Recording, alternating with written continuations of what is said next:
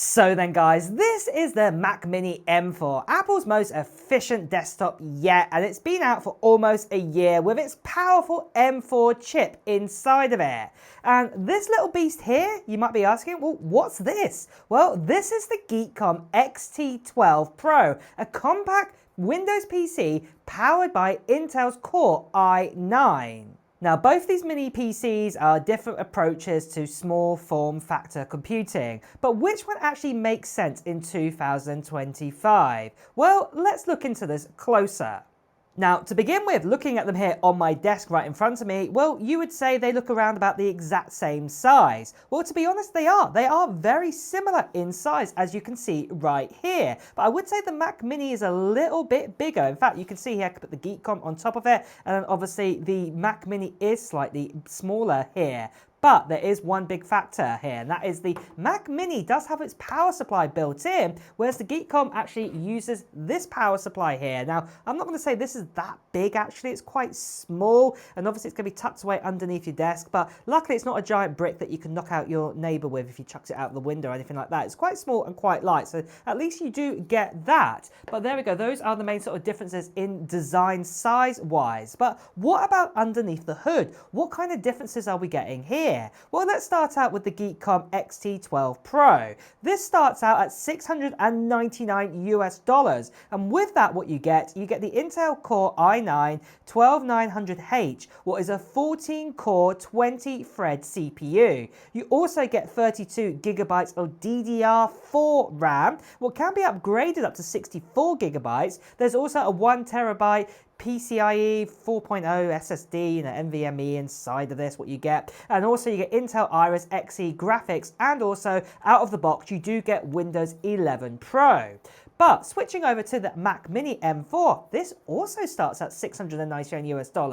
But with this, you get the Apple M4. This has a 10-core CPU, a 10-core GPU, but only has 16 gigabytes of RAM built inside of it, what's not upgradable, and also 256 gigabytes of storage too, again, not upgradable, and also you get Mac OS. But here's the interesting catch. You know, I said that the Geekom's got 32 gigabytes of RAM and 1 terabyte of storage. If you equip the Mac Mini with that same amount of RAM and also 1 terabyte storage, this would cost you over $1,300. So yeah, what I'm going to say here on paper, raw kind of paper, that's even the word, that the Geekom gives you more for less. But like I said, that is on paper.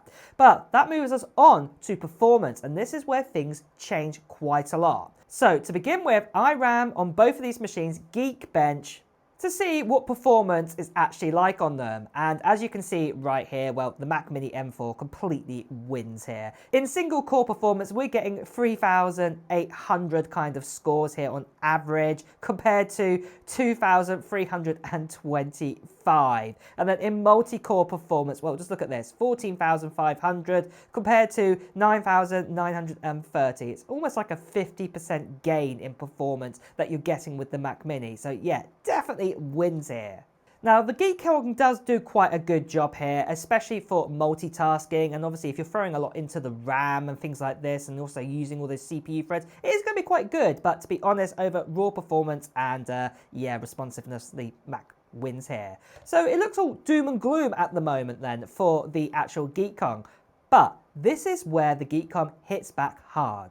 I'm talking about ports and connectivity. Let me go over the ports, what you get here with the Geekom XT12 Pro. You get 2 USB 4 ports on this. So this is 40 gigabits. You also get 2 HDMI 2.0 ports. You also get 3 USB-A ports, including USB 3.2 Gen 2 speeds, a 2.5 gigabit Ethernet, an SD card reader, and a 3.5, jack port here too. But going over to the Mac Mini here, what do we get here? Well, on the rear, we actually get, 3 Thunderbolt 4 ports or USB 4 ports here. We've also got 1 HDMI port here on the back. We've also got a gigabit Ethernet port too. And then on the very front, we also have the likes of 2 USB 3.0 ports here that run at 10 gigabits instead. But there is no SD card slot. There's no USB-A ports or anything like that. So if you need ports, Geekom wins by a mile here. More displays, more devices, faster networking. It's a more versatile for creators and tinkerers, I would say, out there. And that doesn't just stop there, because the insides of this Geekom can also be changed too. So you can upgrade the storage inside of it. You can also upgrade the RAM, like I mentioned earlier, up to 64 gigabytes. And you just have to buy those bits and pieces. Whereas everything inside the Mac Mini is all soldered in. It doesn't give us that flexibility to do those kind of upgrades.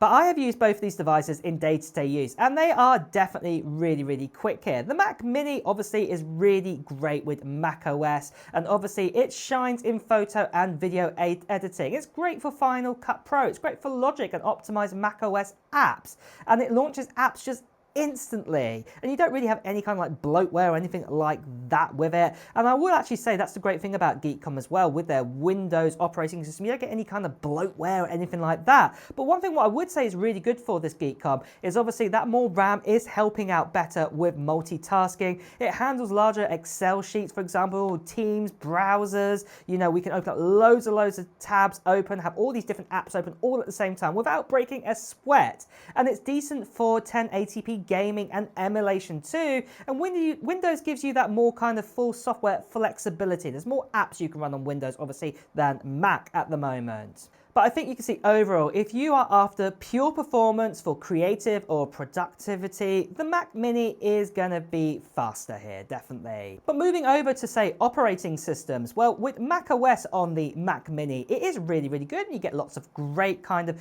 bits and pieces, especially if you're deep into the ecosystem. If you've got an iPhone, iPad, or other Macs out there, it's really great to use a lot of the tools that sort of share across all their different apps. It works super, super well. But what I would be saying with that is obviously you are locked down to the Apple ecosystem. But with the Geekom, well, this is where things change again. It gives you the full freedom. You don't just have to run Windows on this. You could run Linux on this. You could run this as a little mini server. You could put on, you know, like a true NAS kind of operating system if you wanted to on this. Or you could run SteamOS, and you could run a mini arcade machine for your home theater PC. You get the idea. You've got all that flexibility with this mini PC, so that is a difference there.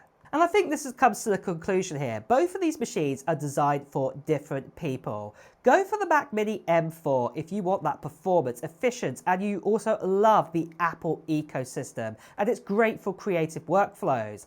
But go for the Geekom XT12 if you want all those ports, the RAM and SSD upgradability, the price-to-price spec value, what you're getting there, and also obviously that operating system flexibility. This is really, really good for this too. So what I'm trying to say here is if you want Apple's polish and performance, the Mac Mini is a winner. But if you want something more versatile, tweakable, and expandable, the Geekom XT12 Pro is a serious, capable underdog here. And with that then, guys, if you do want to check out the XT12 Pro, obviously I'm going to leave all the details in the description for this, because this is definitely a worthy machine to look into, especially for its size and what its performance is giving us, and like I said, the price and everything that I've covered in today's video. And with that as well, guys, if you do want to hear the latest on mini PC reviews and also doing other bits and pieces with them too, well, make sure you subscribe to this channel, because obviously I'll be giving you more videos in the future about them. And on that note too, guys, if you've enjoyed watching this video, please do press the like button. As always, you want to hear the latest Apple news, reviews, and technology, you know, news too, then make sure you subscribe to this channel and hit that notification bell. Until next time, guys, I'll see you really soon. Take care. Bye bye.